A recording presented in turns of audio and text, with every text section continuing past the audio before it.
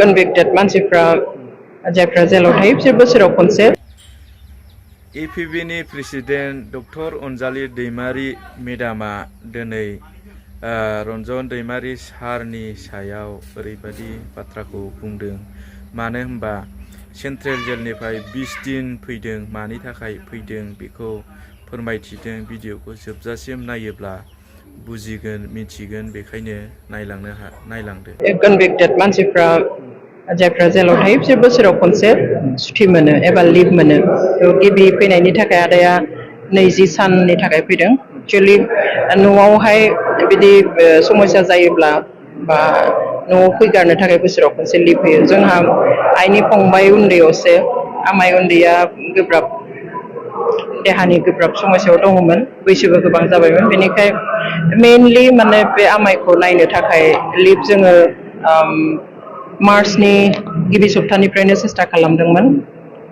बेनिफ्राय जोंहा आरो गोबां आदा आब' बिदि गेदेरफोर दङ जायफ्रा देहायारि बारा मोजां नङा। नाथाय प्रसेसखौ खालामनायावनो गोबाव सम लाबाय। गेजेराव पन्सायत इलेक्सननि थाखायबो लिभखौ दोनथ'बाय। बेयाव माने आनफर्चुनेटलि आमाइ उन्दैया नुवाखसै बा आदायाबो आमाइ उन्दैखौ नुफैयाखसै। आमाइ उन्दैया रुंसारि जालांबावबाय। थेवब्लाबो जि नियम मथे जेलनिफ्राय सुथि एलाव खालामो बे सुथियाव आदाया दा न'आव दंफैयो। जिहेतु बिथांखौ दायो गोबां बर' रायजो राजाफ्रानो जिहेतु मान बावदों, मा बुंफिनसै?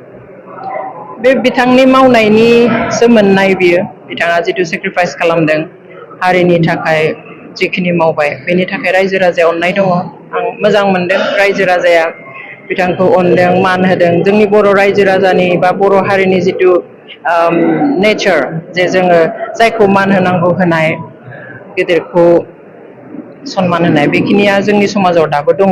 आरो बेखौनो जोंनि रायजो राजाया दा दिन्थिबाय थादों। बेवहाय आं साबायखर बावो गासैबो रायजो राजा जायफ्रा खस्थ' खालामनानै आदाखौ लोगो हमफैदों, नायदों, फंसे माथो होफैदों।